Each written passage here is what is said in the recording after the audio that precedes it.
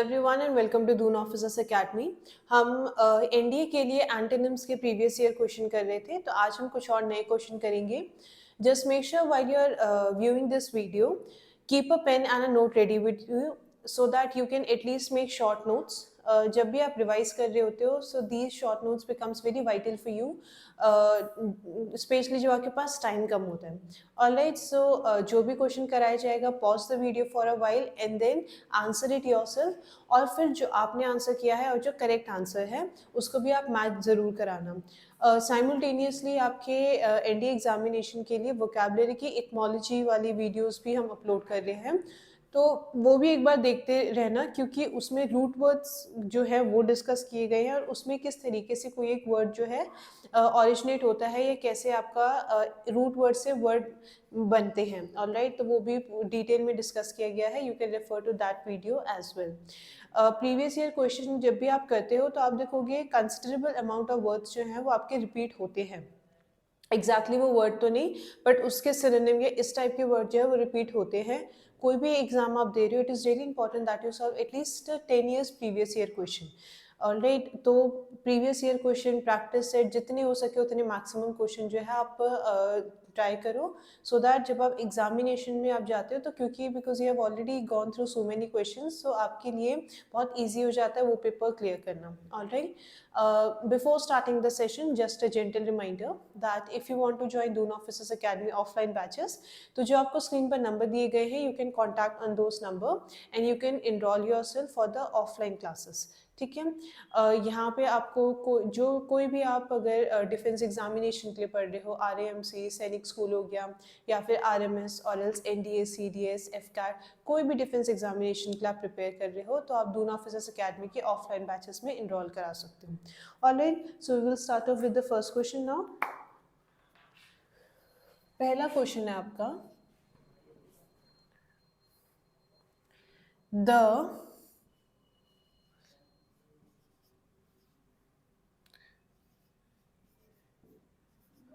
Word आपको दे रखा है boorish, was entertained the group।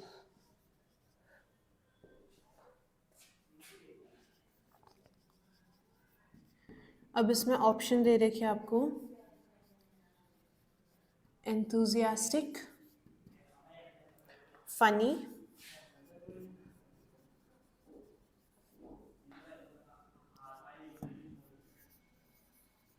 refined, and then it is magical।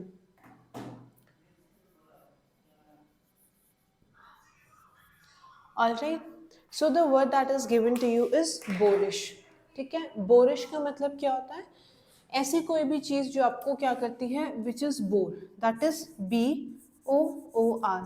Right, आपको होमोनिम्स के बारे में भी बताया गया था। सिमिलर साउंडिंग वर्ड्स, स्पेलिंग और मीनिंग उनके अलग होते हैं। एक आपका होता है bore, BORE, and this is also boor, BOOR।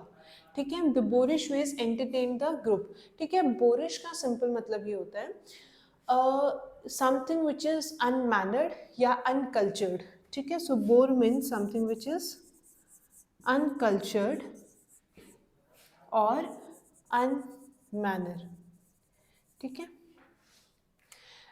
कभी भी सी सोसाइटी में there are certain norms and there are certain notions that one must abide by, right. तो हम बहुत we are very quick to label someone कि यार मतलब कुछ तौर तरीके हैं जो हम जब व्हेन यू आर आउटसाइड, ठीक है, जब आप बाहर होते हो तो कुछ नॉर्म्स या कुछ तरीके हैं जिसपे शायद वो आप एक बंद कमरे में कर लोगी लेकिन बाहर नहीं। जैसे कि फॉर एग्जाम्पल इफ आई से कि आप जब घर में हो, राइट, और आप कुछ काम कर रहे हो तो आप क्या करते हो कि आपने एक पेपर लिया, कुछ लिखा और आपने वो पेपर नीचे लगा तो आपने उसको वहीं पे रूम में फेंक दिया। लेकिन जब आप बाहर होते हो, you know that this is not a practice that you will follow in the outside world, है ना। So for example, if you're eating something, you had chips, so you will simply keep the wrapper with you, right? Either you will put it into the pocket or you can simply throw it in a nearby dustbin। ठीक है, तो कुछ कुछ notions जो हैं जो society में हम हमेशा फॉलो करते हैं, तो उनको हम क्या बोलते हैं कि ये हमारे कस्टम है, या दीज ऑल आर कल्चर्स। उसके अलावा कोई जो तरीके हैं those are labelled as uncultured. तो बोरिश या फिर बोर का मतलब होता है something which is uncultured, right. ये जिस तरीके से नॉर्मल मैनर्स जिसको आप टर्म करते हो उसके अलावा जो चीज़ें हैं, राइट, तो उसको हम क्या बोलते हैं, बोर, और उन तौर तरीकों को हम बोलते हैं boorish, right. So now that we know the meaning of boorish, अब हमें क्या निकालना है, इसका एंटोनिम निकालना है, right. So we have to find the antonym of a word. पहला है एंथुजियास्टिक, ठीक है।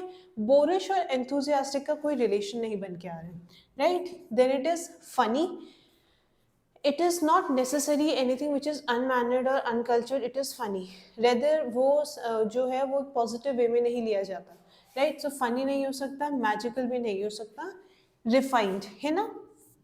बोरिश, अनकल्चर्ड, अनमैनर्ड, और इसका ऑपोजिट क्या होगा, something which is refined, something which is mannered, something which is well placed, right. So इसका आंसर क्या होना चाहिए, that should be the C part. Boorish का antonym is refined. Alright, next question पे आते हैं।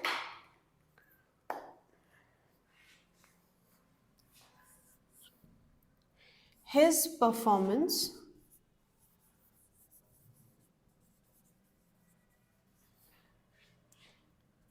was captivating.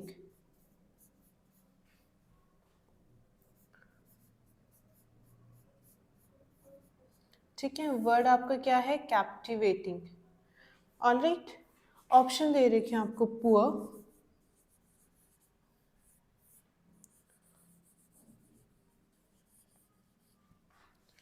Allergic,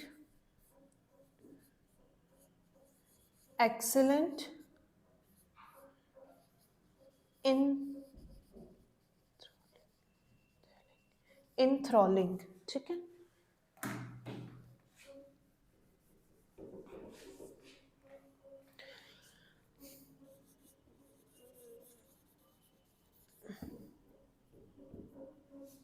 alright, his performance was captivating. Captivating का मतलब क्या हुआ, captivating anything which is captured, ठीक है।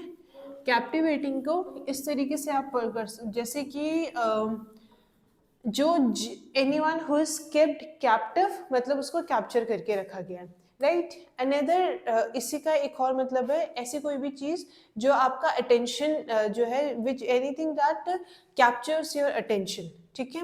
या फिर इसको आप बोलते हैं something which is charming, right. उसको भी हम क्या बोलते हैं, कैप्टिवेटिंग, और प्लीजेंट भी आप बोल सकते हो। ऑलराइट, यही इसी टाइप के आपका वर्ड जो है सेंटेंस में थोड़ा यूसेज उसका बदल गया होगा, वहां पे कैप्टिवेटिंग या फिर कैप्टिव वर्ड दिया था, उसका मतलब था कि someone who was been kept as been kept captured, ठीक है, जिसको बंदी बना के रखा गया है। तो कैप्टिवेटिंग का मतलब क्या है, समथिंग विच इज चार्मिंग और प्लीजेंट। ऑप्शंस पे आ जाते हैं। First option is poor, so captivating का मतलब क्या हो गया, चार्मिंग, ठीक है। अच्छा, इंथ्रॉलिंग का मतलब भी क्या होता है, चार्मिंग, ठीक है। या फिर कैप्टिवेटिंग और या फिर इंथ्रॉलिंग सेम मतलब वाले वर्ड है, सिनोनिम आप बोल सकते हो इनको। So another word for captivating is enthralling, and here we have to choose what, antonym. तो ये वाला ऑप्शन आपका हट गया, ठीक है। Excellent, poor, allergic. अच्छा, जब आपको एलर्जी होती है तो क्या होता है, your body reacts to something, right. Excellent का मतलब क्या है, कोई चीज बहुत बढ़िया, बहुत अच्छी। Alright, and then there is a word poor, right. कोई भी चीज जो खराब है, बेकार है, उसके लिए हम टर्म यूज करते हैं पुअर। जबकि हम कैप्टिवेटिंग का मतलब क्या है, something which grabs your attention, right. कोई बहुत अच्छी चीज होगी, यूनिक चीज होगी, that will grab your attention, तो इसका ऑपोजिट मीनिंग होगा पुअर। एलर्जिक या एक्सीलेंट, एक्सीलेंट नहीं हो सकता। Alright, so for this question the answer is the A part which is poor. Alright, next question पे आते हैं। A vigilant constable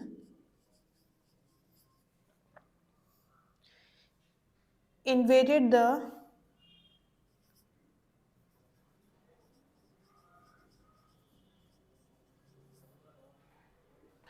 possible bomb bomb blast in Delhi. Alright, पहला option है आपका sleeping,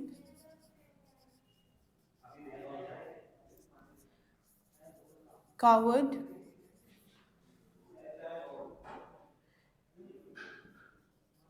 incautious, then it is lazy. Now here you have to find the antonym for the word vigilant. Vigil या vigilant का मतलब क्या होता है? चौकन्ना, है ना? विजिलेंट एक वर्ड है जो आपका इससे पहले भी आया है, राइट? प्रीवियस ईयर क्वेश्चन में विजिलेंट वर्ड एक बार पहले भी आया और सीडीएस में भी आया है, इनफैक्ट सीडीएस में ये रिपीट हुआ है, right? So the word vigilant का मतलब होता है चौकन्ना रहना, ऑलराइट? तो पहला क्या है? स्लीपिंग, कावर्ड, कावर्ड का मतलब होता है डरपोक, तो कावर्ड नहीं हो सकता, राइट? इनकॉशियस या फिर लेजी, राइट? इनकॉशियस, कॉशियस का मतलब क्या होता है? चौकन्ना रहना, इनकॉशियस जो चौकन्ना नहीं है। Then there is a word lazy. Now here देखो, ये तीन वर्ड जो है स्लीपिंग, इनकॉन्शियस या फिर लेजी, ये आपके क्या स्टेट बताते हैं? इनएक्टिव स्टेट बता रहे हैं, राइट? विजिलेंट एक्टिव स्टेज है, तो आपको सबसे क्लोजेस्ट आपका एंटोनिम चूज करना होगा। स्लीपिंग मतलब सोना, लेजी मतलब आलसी, इनकॉशियस का मतलब क्या हो गया? जो चौकन्ना नहीं है। विजिलेंट क्या होता है? हमेशा चौकन्ना रहता है, right? So who is well aware, तो इसका ऑप्शन होगा बी पार्ट, इनकॉशियस, मतलब जिससे ज़्यादा कॉशंस नहीं ले रहा है, right? So for this question the answer should be the B part, incautious, alright?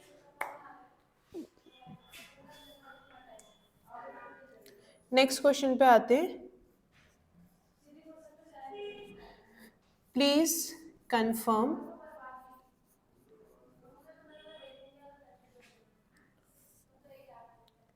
Me whether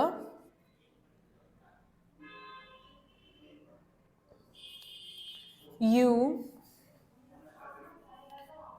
are coming or not in the party. Alright, inform, deny, reject, avoid.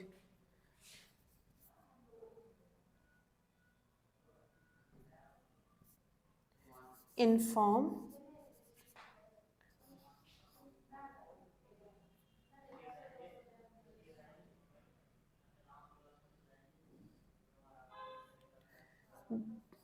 deny,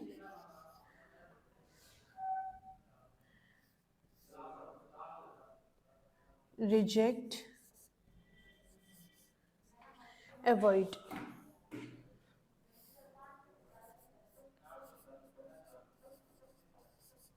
Avoid, ठीक है? Please confirm me whether you are coming or not in the party. जब आप चीजें confirm करते हो तब आप क्या करते हो?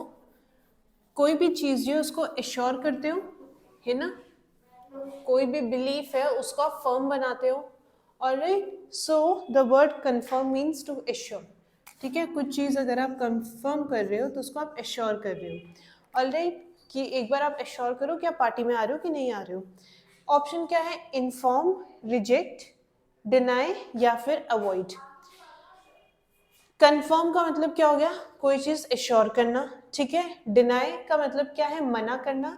अब देखो, जब आप मना कर रहे हो तो यू आर, आप एक आंसर तो दे रहे हो, है ना? येस और नो में नो आंसर दे रहे हो तो डिनाई नहीं हो सकता, ठीक है? इन्फॉर्म भी नहीं हो सकता, राइट? अगर कंफर्म को थोड़ा ब्रॉडर टर्म में देखें तो बेसिकली कुछ रिगार्ड इसका इन्फॉर्म से है। सिनोनिम्स में आप शायद ये कर सकते थे, अनलेस आपके पास वैसा ऑप्शन नहीं होता, राइट? तो इन्फॉर्म भी नहीं हो सकता।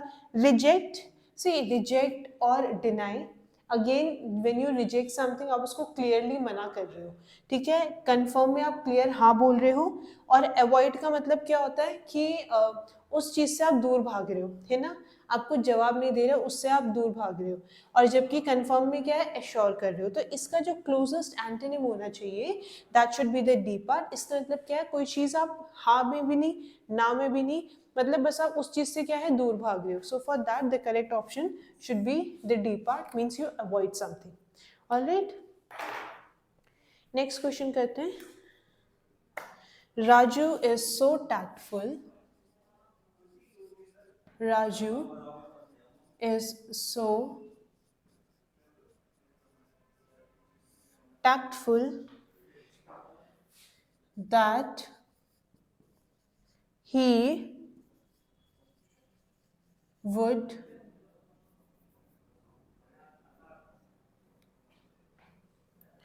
manage the loss. Manage the loss. Unintelligent,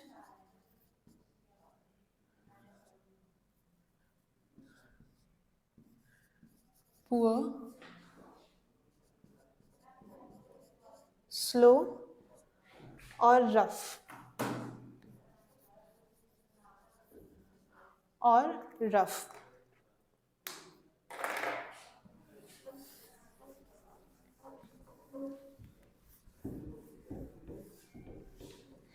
Raju is so tactful. Tact का मतलब क्या होता है? जहां पे भी आपकी मेंटल एबिलिटी एक्सरसाइज की जा रही है, स्किलफुल जिसको आप बोलते हैं, right? So the word tactful means word skillful. ठीक है, स्किल्स किससे रिलेटेड होती है? आपकी मेंटल एबिलिटी से. कोई चीज़ जो आपने बहुत ज़्यादा प्रैक्टिस की है वो उतनी शार्पन या पॉलिश होती जाती है. अब क्या आता है? Tactful is related to word mental ability, someone is very intelligent. ठीक है, अब देखो स्लो और रफ ये नहीं हो सकता. ठीक है, फिर दो ऑप्शन बचते हैं, इंटेलिजेंट, अनइंटेलिजेंट और पुअर. यहाँ पे जो पुअर है, जो अप्रोप्रिएट एंटोनिम होगा दैट इज अनइंटेलिजेंट. क्योंकि टैक्ट आप कैसे करते हो? Tact is basically related to your mental ability. को अगर आप स्किलफुल कैसे होंगे, राइट? आप रिसोर्सफुल किस तरीके से होंगे कि डिपेंडिंग अपॉन जो अवेलेबिलिटी है उसमें आप कई बार सोचते हो ना, कोई भी अगर एक सिचुएशन है, चार लोग, उनके चार डिफरेंट पर्सपेक्टिव है, चार डिफरेंट एक्शन होंगे उनको उस चीज़ को रिजॉल्व करने के लिए, उस चीज़ को टैकल करने के लिए, राइट? तो वो किसकी वजह से है? बिकॉज उनकी मेंटल एबिलिटी की वजह से, उनकी कॉग्निटिव स्किल की वजह से, सोचने की क्षमता के ऊपर है, right? So the word tact is related to skillful. तो उसका ऑपोजिट क्या हो जाएगा? Unintelligent, right? अगर आप में इंटेलिजेंस नहीं है, and one more thing, intelligence is not only related to academics से रिलेटेड नहीं होती है सिर्फ इंटेलिजेंस, कुछ आपके प्रैक्टिकल टर्म्स में भी होती है, राइट? को करिकुलर एक्टिविटीज में भी कुछ अच्छे होते हैं, तो that is also related to their cognitive या फिर दे आर स्किलफुल. ठीक है, तो इसका ऑपोजिट क्या हो जाएगा? Unintelligent, right? नेक्स्ट क्वेश्चन पे आते हैं.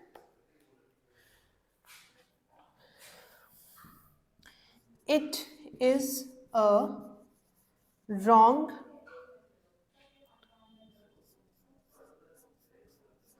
notion that everything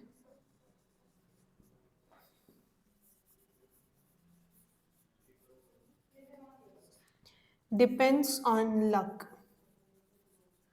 Depends on luck. ठीक है, पहला है आपका principal,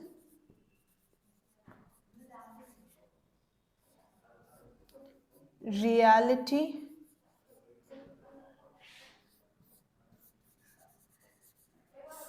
fantasy, and then it is law.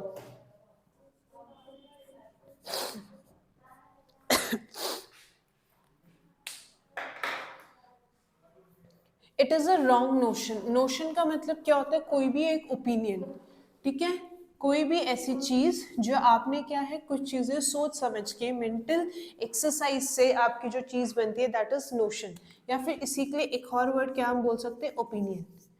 Alright, it is a wrong opinion that everything depends on luck. ठीक है, ये जो सोच है लोगों की कि भाई हर एक चीज जो है वो सिर्फ और सिर्फ लक पे डिपेंड करती है, ये गलत नोशन या गलत ओपिनियन या गलत थॉट है.